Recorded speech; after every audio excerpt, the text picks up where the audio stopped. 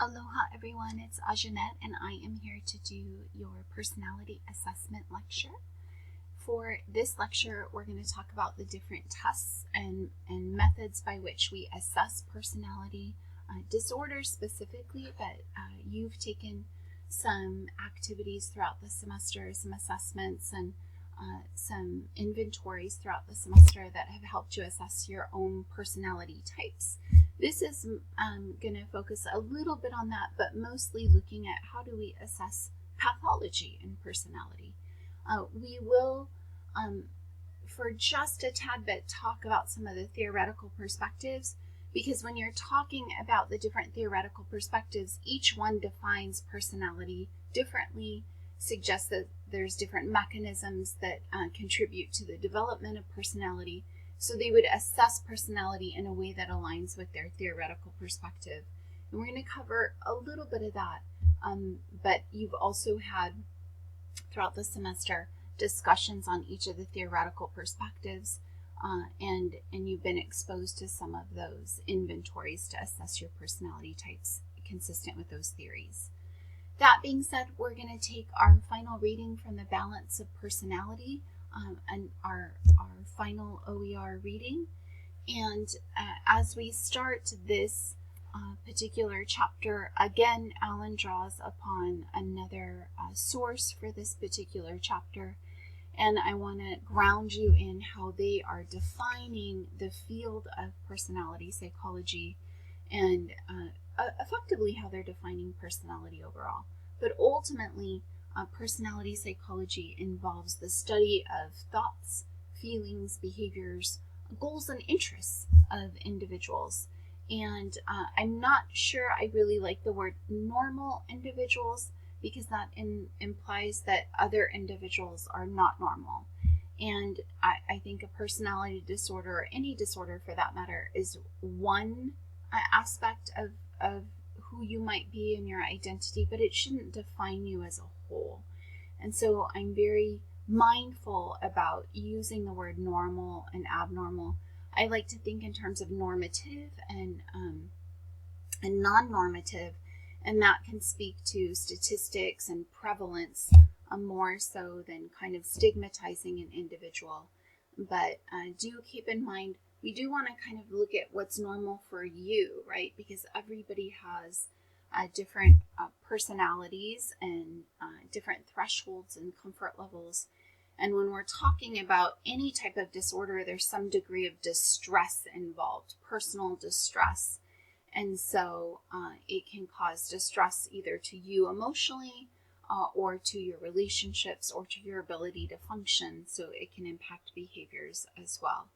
But that being said, our field of personality psychology really explores all these different dynamics and complexities. So it's a very broad field that investigates a very nuanced aspect of human behavior and human functioning. And as we have discussed throughout the course, different personality psychologists might operate or lean toward a particular model over another model. But each model prevents its own strategies, its own definitions. It believes that personality is generated by certain factors and sustained by and reinforced by certain factors in some cases, and therefore personality disorders would have those same types of mechanisms involved in their origins and or their treatments. So when we talk about the different theoretical perspectives, we've studied in depth Freud's psychoanalytic perspective, where it's focused on unconscious origins of personality, right? A lot of it has to do with those sexual urges and needs and your early childhood experiences where those primal needs are either met or left unmet can definitely impact the development of one's personality. And so you go through a series of stages: oral, anal, genital, latent, oral, anal, phallic, latent, and genital stages. And so based upon that, if your needs are met, then your personality can continue to unfold in a healthy way. If they're not met, you may become fixated, and you might have unmet oral urges or anal urges or phallic urges that manifest themselves through personality. So you might become orally fixated, anally fixated, so on and so forth. And because everything's happening in the unconscious, and remember, Freud presented those three different aspects of your personality, the id, ego, and the superego. And when there's not that healthy balance and healthy childhood experiences that are meeting those primal needs, then it might have your id unchecked or your superego a little bit too prominent, and there's not that ability to balance with a healthy ego that allows you to make realistic choices and engage in healthy, realistic relationships throughout your life. So unconscious drives, Freud, and those, a lot of it's deterministic outside of our direct conscious thought or control. The behavioral, also outside of our control, it's our environmental experiences. So much like Freud, your early childhood experiences can definitely matter in shaping your personality.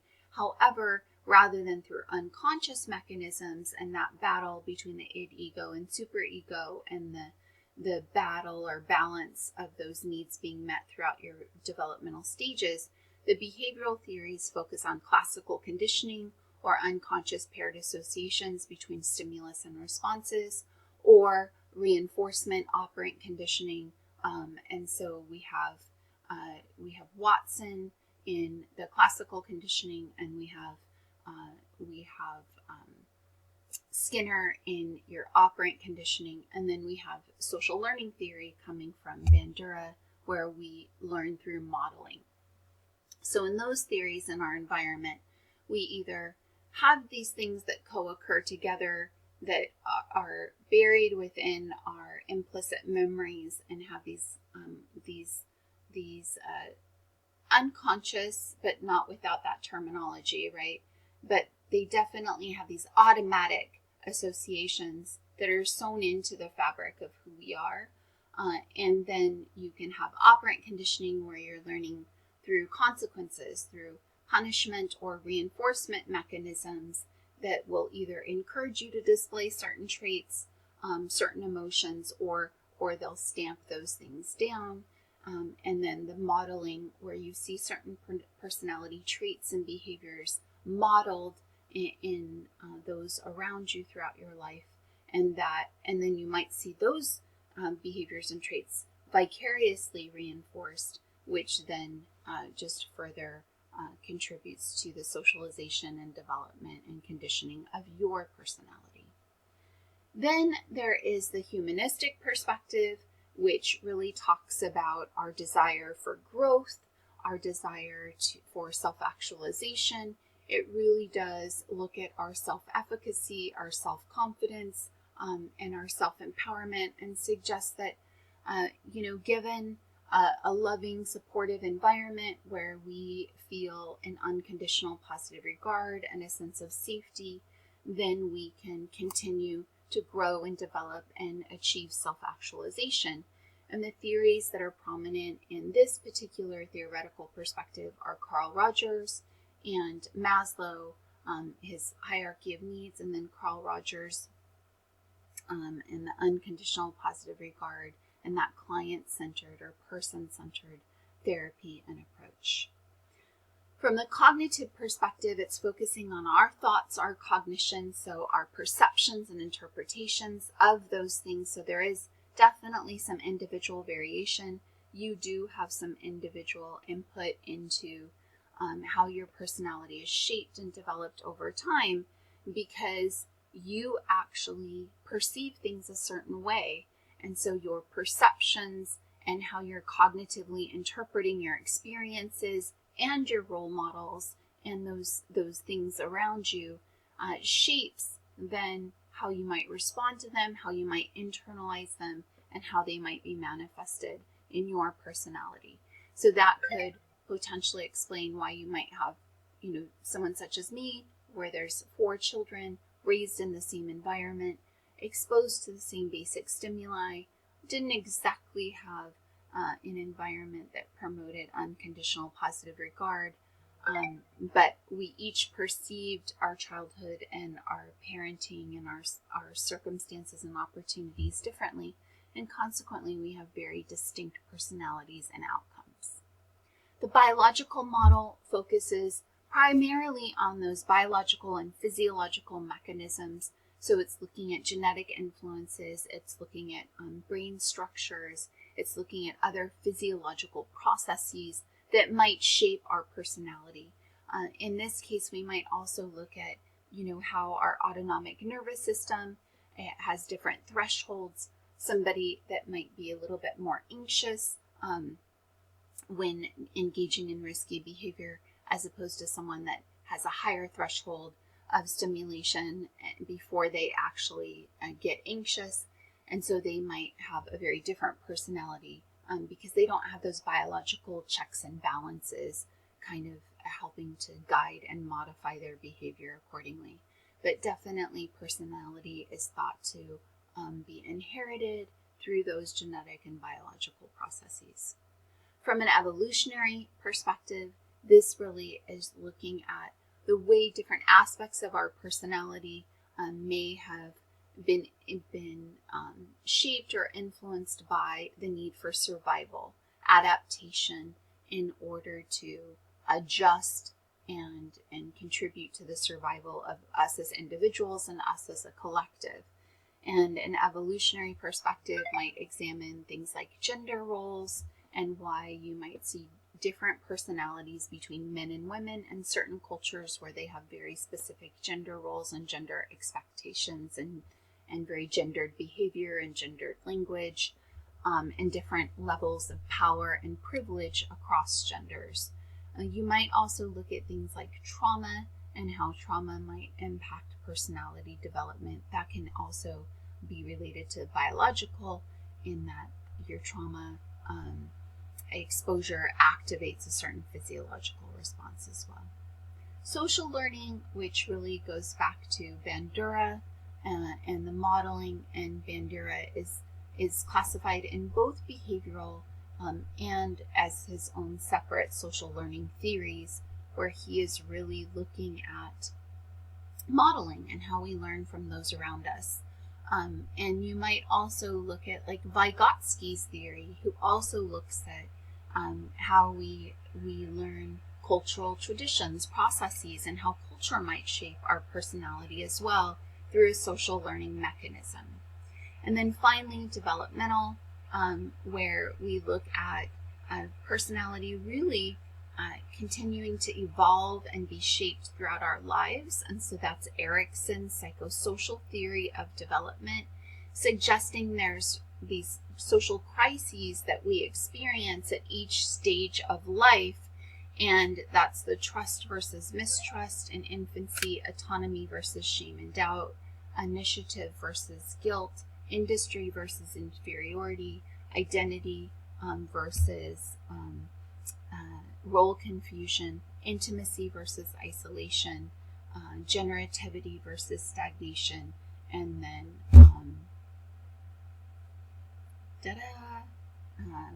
generativity versus stagnation. And then the final one, why am I blinking? In late adulthood, we experience that backward process where we're looking back on our life, and we either have a tremendous amount of regret or we have a tremendous amount of pride in our, in our legacy and what we're leaving behind. And so it's integrity versus despair, feeling as if we lived a life of integrity or we have a life of regrets. And then Erikson's wife also added a ninth stage, looking at either despair versus transcendence, gerotranscendence, where we maintain in late adulthood or when we're very old, we either transcend this concept of our bodily limitations, our physical limitations, and we transcend it and we recognize our value that we've left, and and that we continue to offer throughout life in our final years, or we move into a period of isolation where we kind of fall deeper into that despair and that regret. And then one theory that's not represented on this image is the feminist perspective, where feminist theories are examining the power differentials, not just between women and men and gender expansive identities, but also looking at race, looking at sexuality, looking at ability. So the feminist perspective really looks at how social imbalances and inequities and differences in power and privilege shape personalities differently, because they experience different degrees of prejudice, bias, discrimination, hostility, and that would naturally impact one's personality and their development over time. So those are kind of the gist of the different theoretical perspectives that we've talked about over the course of the semester, and each one would influence not just the development of the personality, but the potential emergence of personality disorders as well. And assessments can help us identify both pathological personality disorders as well as typing personality and categorizing personalities based on the respective theory. So there's different types of personality assessments that we're going to go over. And effectively, when we're talking about an assessment, we're talking about a tool, a mechanism, a material approach that is utilized to assess, to observe and determine someone's personality, right? To define them. And so there's objective tests that are typically standardized assessments, inventories, they're written paper tests. There's projective tests where those are largely based on the psychoanalytic perspective, where you're given a prompt and you're interpreting that prompt based on your unconscious projections that are coming out to that within that narrative and interpretation. There's implicit, also unconscious internal processes, getting at what are those kind of internal associations that you might have. There's very subjective tests where someone is personally observing you through their lens, through their biases, and they may be providing their own perspective, opinions, and assessments of you that contribute to the broader picture. And then there's behavioral and performance measures that we will talk about as well. So let's dive in a little bit and talk about some objective tests. You have actually engaged in many objective tests throughout the semester, which are procedures that we use often in a paper pencil. Sometimes they might be administered electronically or digitally now, but they allow us to collect a fairly large amount of data in a very brief, efficient way. So they're common methods of assessing personality. They're often standardized. They've had established validity and reliability assessments done on them over the course of time. But there's a limited number of questions, a limited opportunity for responses, and you will typically rate using a Likert scale your response to any given question.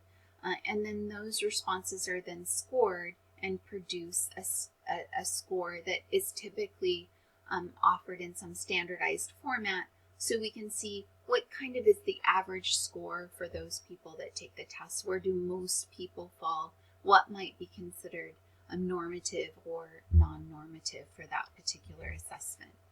Objective tests can be very comprehensive and allow us to gather a lot of information in a fairly efficient way.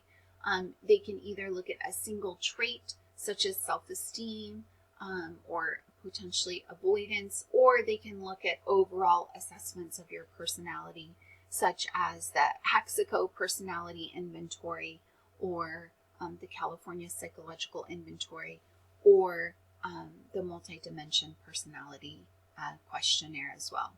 You can also have them establish like this this broad assessment, as we see with like the Big Five, where it's saying personality can be broken down into 5 very broad categories of openness, conscientiousness, extroversion, agreeableness, and neuroticism.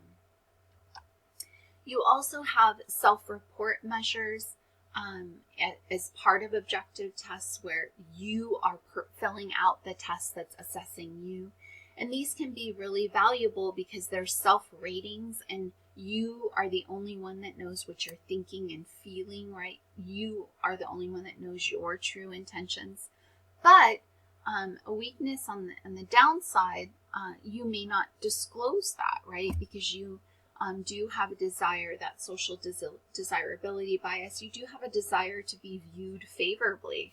And so consequently, you might not be as forthcoming and reveal things that might in any way make you look bad or pathological. And so that is one of the downsides of these types of self-report measures.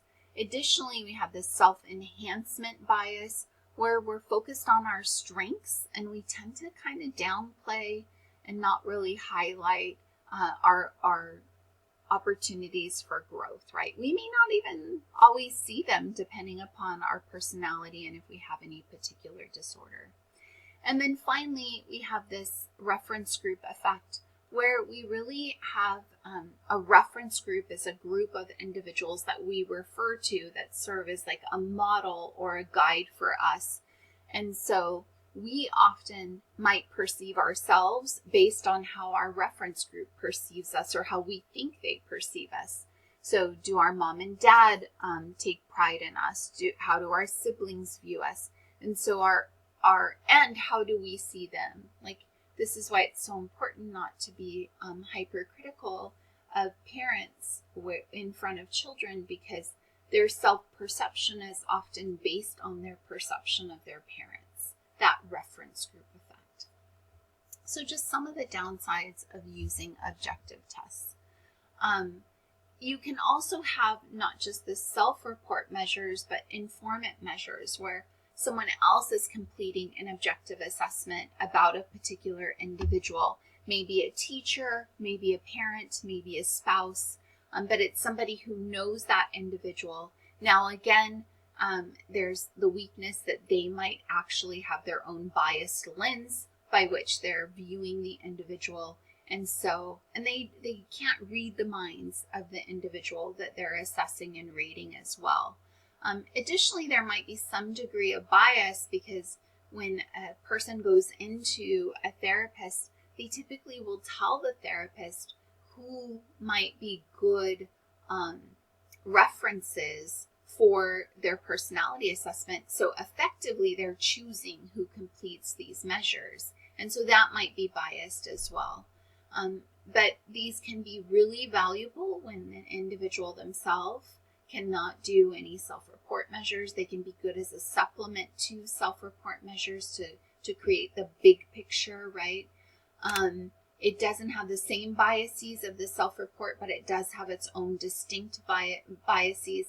But these historically have had really great accuracy or validity, in particular in predicting life outcomes, so how well someone is going to do over the course of their lives. Some of the downfalls, we mentioned that there might be some bias because the individual is telling us who they want to complete them. They don't have a full insight into the individual's thoughts, feelings, and intentions. They might have their own biases. And then when it comes to like parent ratings, they have this sibling contrast effect where parents might see their children as distinctly different and not recognize their similarities. And so they might describe siblings as very disparate from one another. And then there's also this honeymoon effect where you might describe someone excessively favorably, particularly like, newlyweds or new couples, right? Where they don't quite have a realistic, but a little bit positively skewed perception of one another. Now, another type of test is projective tests, and these are primarily used from a psychoanalytic lens where they're thought to believe that your unconscious now it can be released and projected onto your interpretation of a particular stimuli. In this case, you're seeing a Rorschach ink blot test, which are just these abstract images. I think they all look like pelvises or uteruses or bats or something to that effect. And a therapist would show you these images, and then you now interpret and describe and explain these images. And the theory is that this is based on your unconscious and needs, feelings, and experiences. So the two primary types of projective tests are the Rorschach ink blot tests, and then you also have the thematic apperception test down here. These are abstract images, and these are representing characters, scenes, and you then interpret and tell a story based upon what you're seeing. The strength is believed to be they provide direct insight into your unconscious, and of course, the psychoanalytic perspective overall has not, the validity has been questioned of that perspective. It's not objective for us to assess it in any true, substantive, meaningful way. Additionally, these are very time intensive, they're cumbersome, and so they can be expensive, not readily accessible, and not applicable to all therapy interactions, particularly when a therapist doesn't subscribe to this particular theoretical perspective. There's implicit tests, which you've had the opportunity, or I think you will have the opportunity in this learning activity to do an implicit association test developed by Harvard, and it really gets at your implicit biases with the idea that biases can be manifested or identified based on the rate with which you pair or associate two things together. And we often associate like white with heavenly things and black with like evil and negative and scary things. Something like that, where we're trying to describe a scenario or an emotion or a character trait. Would it be more closely aligned with white or black? We make associations faster with certain things. We might associate red with the devil, right? So these color associations are one example, but we can also then do associations with human beings, right? So there's racial implicit associations, there's gender implicit associations, there's sexuality implicit associations. Every type of social identity that an individual has, where we have some sort of social consequence or grouping based on that identity, or society treats you differently based on that identity, there's often an underlying implicit association test for that. So I'll give you the opportunity to assess some of your own biases this week and get a feel for what implicit tests test for, and the process by which they test for those things. Then there's also subjective tests, where an individual therapist or person does their own clinical observation or maybe an interview, and they are interpreting your explanations, behavior, disposition, appearance through their own lens. That lens can be impacted by their own bias. It can be impacted by their own culture. It can be impacted by their own power, privilege. It can be impacted by their theoretical leaning. It can be impacted by their training and their education and background, right? So all of those things shape and influence a therapist and how they might view you and how they might interpret your behavior and how they might assess your personality, which is why these are considered subjective tests. A clinical, detailed observation and history and interview is a really important part of an assessment, but it's not the sole piece of an assessment. It does allow for a much more comprehensive assessment, but again, it is definitely influenced by individual biases. So here is a clinical interview that's looking at biological, psychological, and social factors. This is the 4P factor model. And so you can see kind of what a therapist that's using this biopsychosocial approach might be looking for in each of these different domains, and determine what may or may not be impacting your personality, your functioning, your well-being, and the presence of any particular disorders. Then there's also behavioral or performance measures.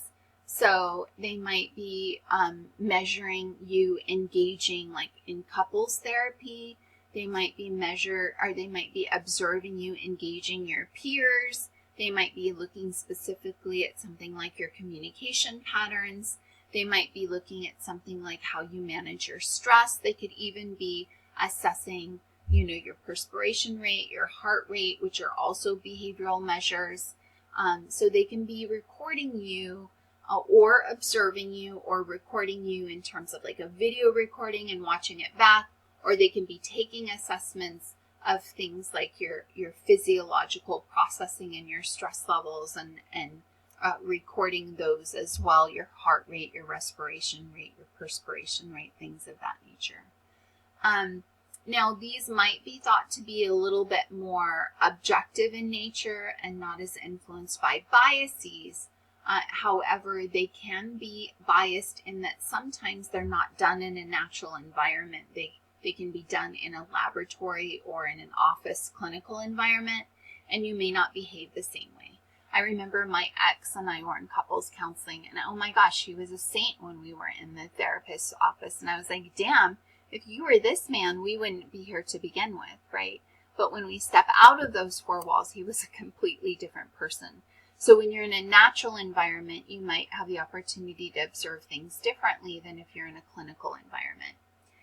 Again, this can be really expensive and time-consuming and laborious because it takes a lot of time and energy and coordination to be able to go and observe individuals and record things.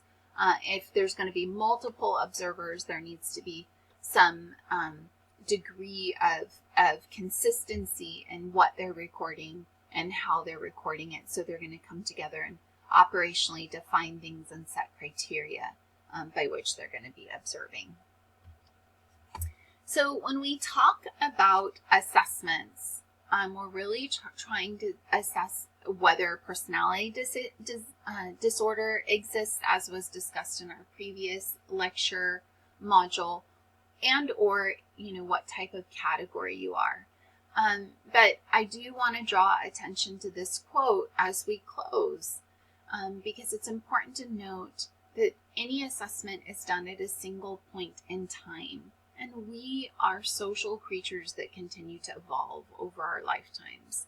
So Carl Rogers, in his infinite wisdom, said, "A person is a fluid process, not a fixed and static entity, a flowing river of change, not a block of solid material, a continually changing constellation of potentialities, not a fixed quantity of traits." So your personality is continuing to evolve, and it will continue to evolve throughout our lifetime. It's not a product, it's an ongoing process. And I encourage all of you to welcome change and growth throughout your life, to welcome that evolution.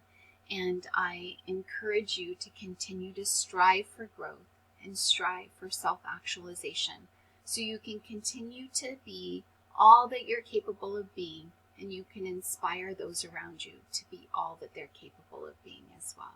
Much love and aloha to all of you.